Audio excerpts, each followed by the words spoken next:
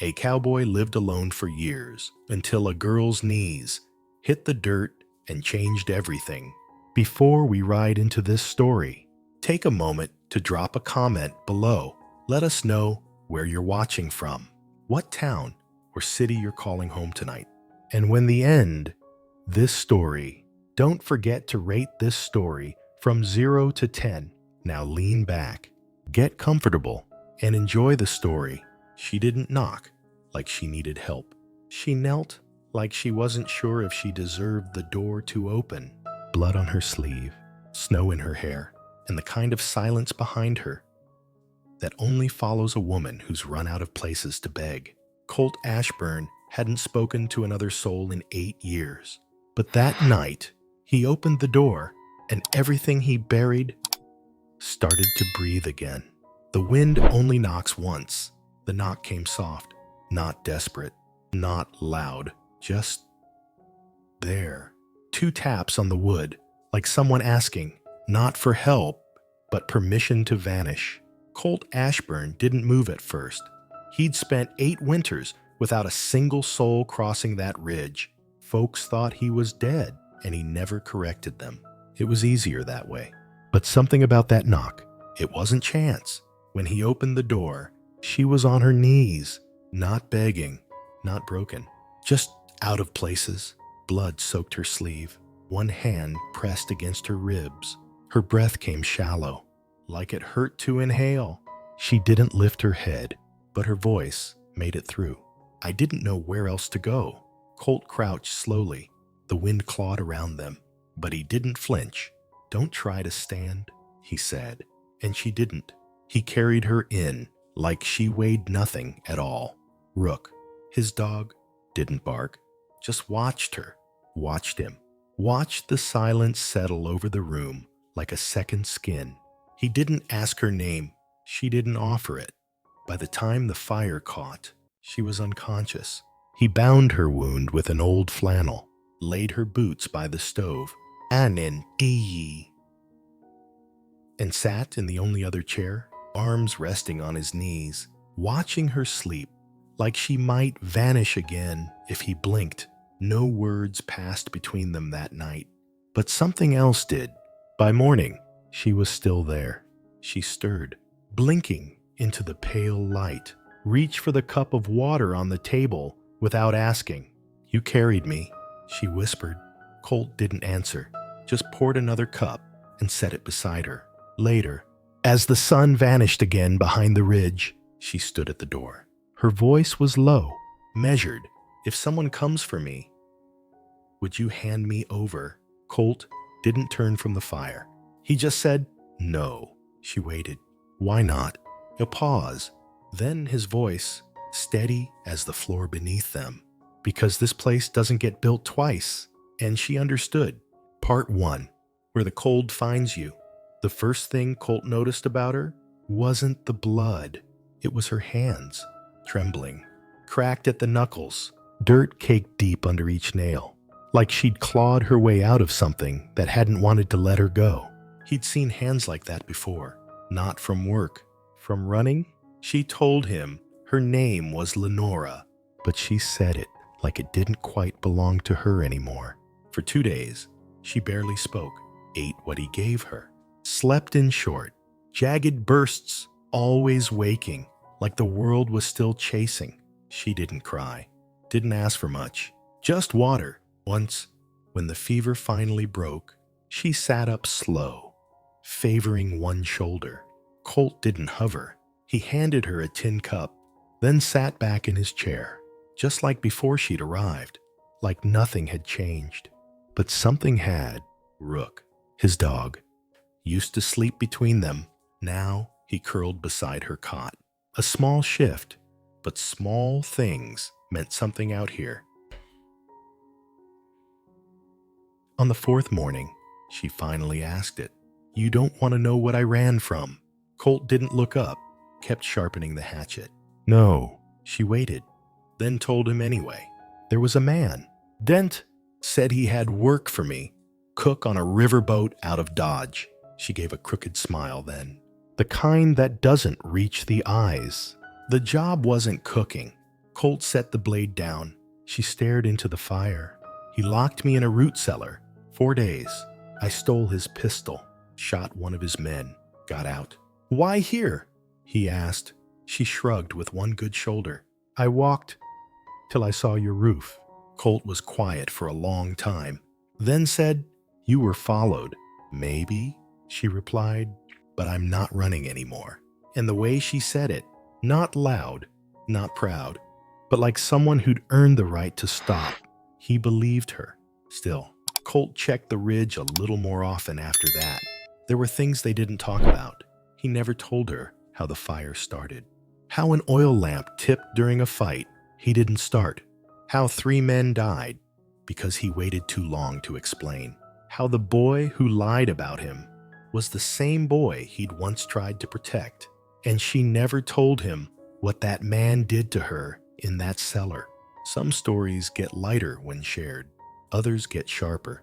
They both kept their sharp ones quiet. One night, she stood at the table, drying the last tin cup with the hem of her coat. Her hair hung in soft, tangled waves. The bruise along her jaw was fading, but not gone. She looked at Colt, not timid, not bold, just tired. Why didn't you let me die on the porch? She asked. Colt looked up from his plate. I didn't think about it. That's simple. No, he said after a pause, but that's all I'm gonna say about it. She nodded, didn't press, but that night, she laid her blanket closer to the fire, closer to his chair, and when Rook circled the room, he didn't settle between them this time. He curled behind her. Part 2. What the fire left behind. The storm came on a Tuesday, not sudden, just steady, like a judgment that had been walking toward them for days. Slow-footed and sure, the snow didn't fall heavy. It fell quiet, and somehow, that was worse. Colt didn't speak much, not unless something needed fixing. And that week, everything needed fixing. The chimney draft, the mule latch, the trapdoor brace that wouldn't hold. Lenora worked beside him, still favoring her bad shoulder. She didn't ask what needed doing. She just did. She fed the goats with one arm, cleaned out the stove, sorted the tins by label and weight.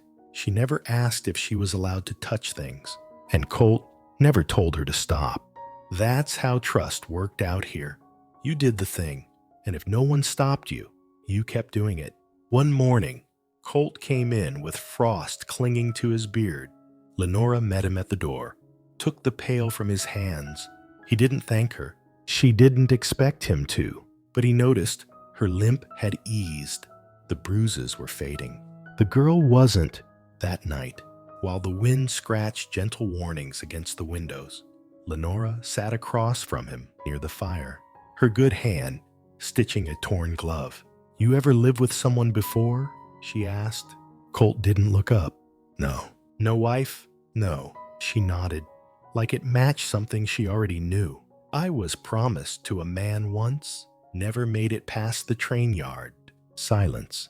Then, something quieter, something unexpected. You ever miss someone?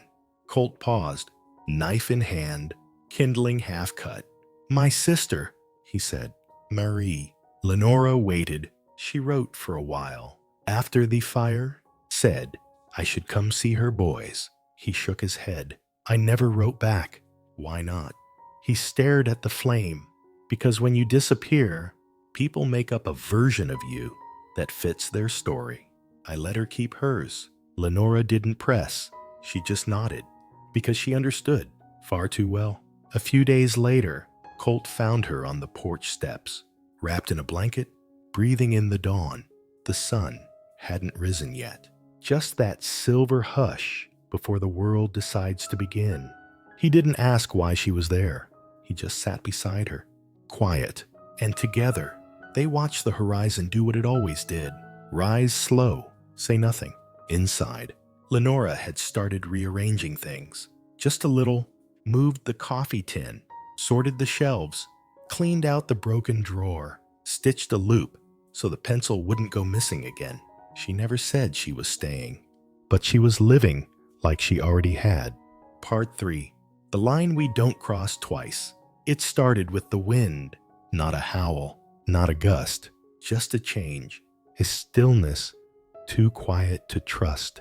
The kind that makes animals freeze mid-step, that made Rook lift his head from the rug near the stove. And listen, Colt felt it first, not in his ears, but in his bones. He stood slowly, eyes fixed on the window. "Something's coming," he said. Lenora didn't ask how he knew. She just checked the carbine. By dusk, 3 riders crested the far ridge, heavy coats, broad hats.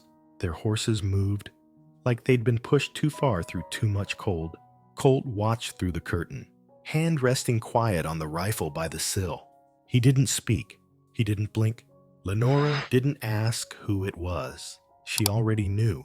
The knock came, not frantic, measured, too slow, deliberate strikes on the cabin door. Colt didn't move.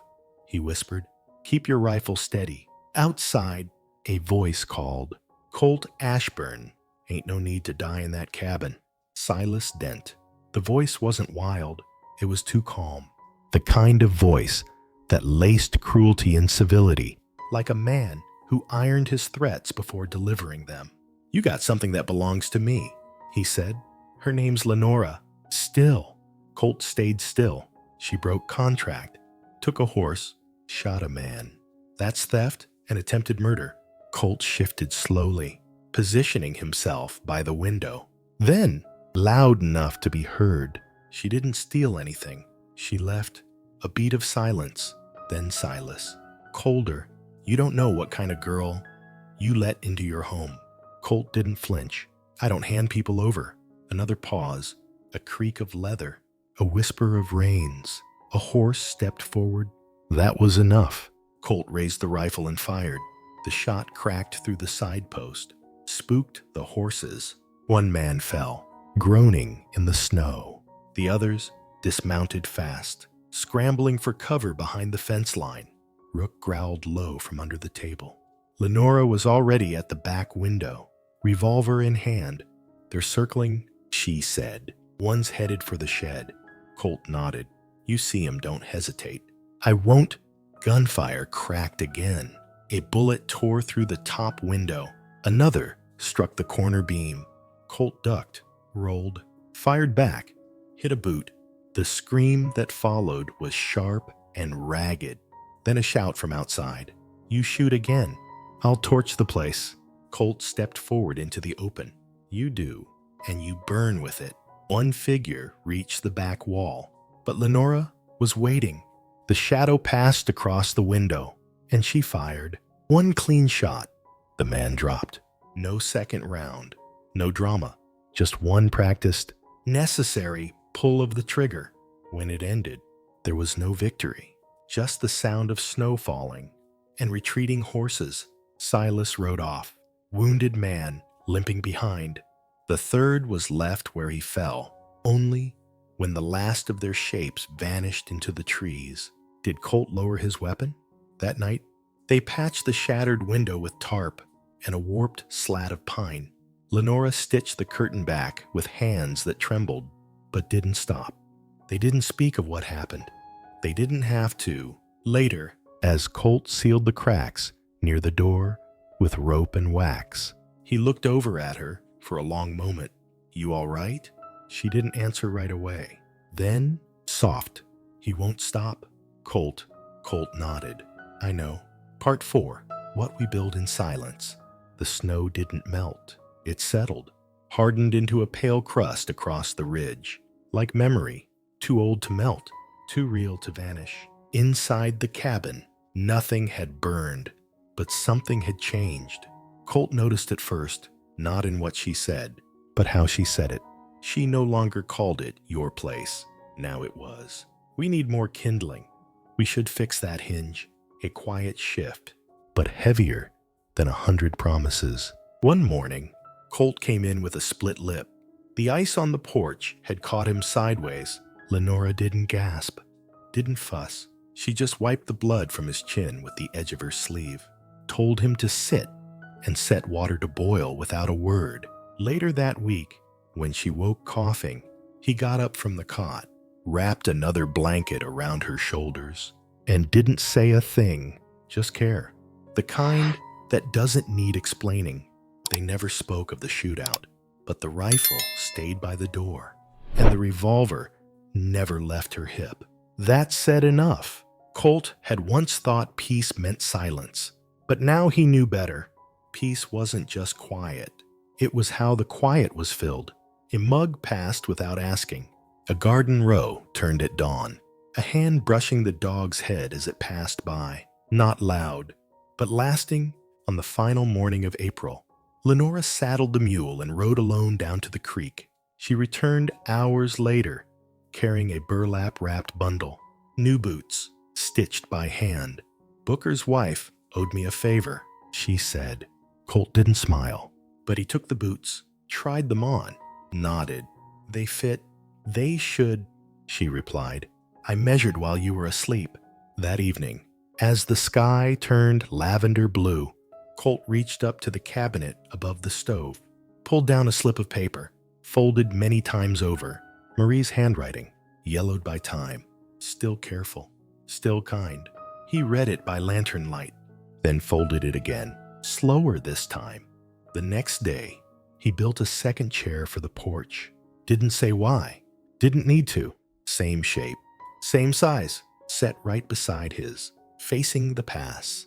The following evening, she sat in it. No permission asked, none needed. She pulled her coat tight, leaned back, and stared into the dusk. Colt didn't speak, but he stayed out there longer than usual. They prepared for another storm, like it was routine now. Shuttered the coop, reinforced the back door, laid down fresh straw in the goat shed. Not out of fear, out of readiness. Inside, she'd taken over the shelves, labeled jars, mended curtains, rewrote the supply ledger, even tied a pencil to the drawer with twine. Colt watched her move through the space, like she'd always belonged there. He didn't stop her, didn't say much.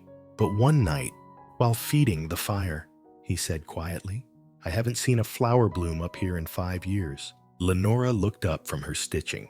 Then maybe it's time. A week later, she found a patch of thawed earth west of the fence line. Planted nothing but wildflower seed she'd bartered for in town. She didn't say a word, just knelt there in the dirt, sleeves rolled, hands working slow. Colt didn't interrupt, didn't linger.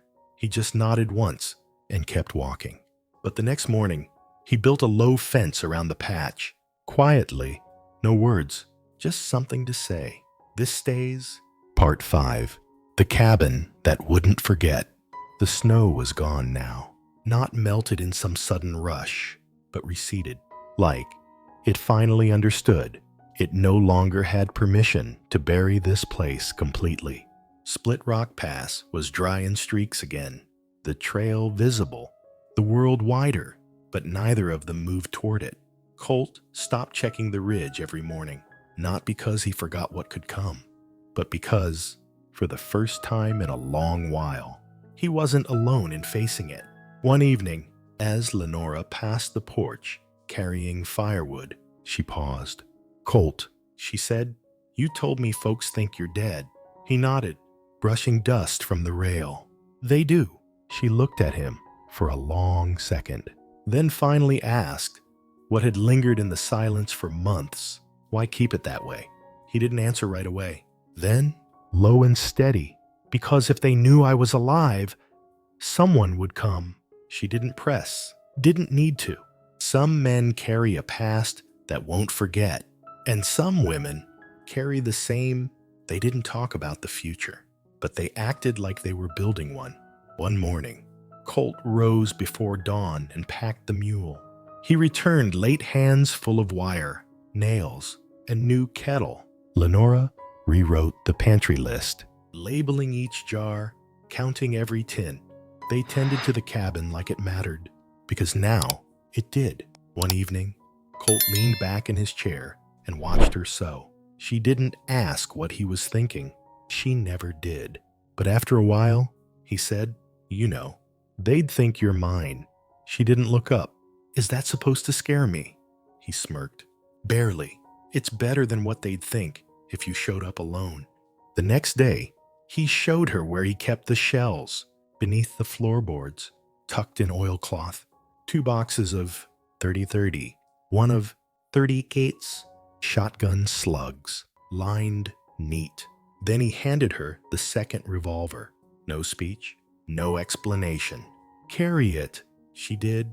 Colt took down the second cot, folded it, stored it in the trunk at the foot of the bed. That night, as Lenora stood near the table and asked softly, "Where should I sleep?" he nodded toward the bed, then laid his coat out on the floor. She didn't argue. She didn't hesitate. She just laid down, not in fear, not in ceremony, but in peace. The next morning, Colt stood on the porch. The wind was still, but there was something in it now, something ready. Rook growled once, movement. On the ridge, Colt turned inside. "She's not yours anymore," he said, as he loaded the rifle. "She was never yours to begin with." Silas Dent didn't shout this time, didn't bargain, didn't try to twist the air with words. He just drew his pistol, and Colt fired first. It didn't last long. 2 shots. 1 man fell. The others fled. When the smoke settled, the fence post still stood. The cabin still held, and the silence returned, not empty, but earned. That evening, Lenora stood beneath the aspens, staring at the spot where they'd buried the one who didn't make it. "I used to think I'd die nameless," she said. Colt didn't reply. He just stepped beside her, placed his hand over hers, and said, "Not here." The story that stayed. Years from now, no one will remember the sound of that first knock. No one will recall the exact words they said after the firelight faded. And maybe that's the point. Some stories aren't meant to be retold in saloons or scribbled down in town ledgers. They're meant to stay like boots side by side on a porch that never expects visitors, like a chair built by hand and another pulled beside it without asking, like a girl who thought she'd lost her name and a man who thought he'd buried his. And yet, both stayed. Colt Ashburn never set out to be anyone's savior. He didn't ask to rebuild a life. But when Lenora knelt at his door, he didn't see a thief, didn't see a victim. He saw someone who needed silence just as much as he did. And maybe that's what healing really is. Not fixing what's broken, but choosing to stay broken, side by side, outside. The pass is still quiet. The wind still drifts over that high ridge. But if you listen close, you'll hear 2 chairs creak in the dusk, 1 dog sigh by the door, and a fire that never truly went out. Tell us, what did this story stir in you? Leave a comment below and rate it from 0 to 10. And if these stories stay with you, make sure to subscribe, ring that bell, and ride with us again next time. If this story touched something quiet in you, the next one goes even deeper. And if you've ever chosen silence over revenge, comment below. I understand, Colt. Until next time, ride steady, and remember, sometimes the family we never meant to find becomes the story we never want to leave behind.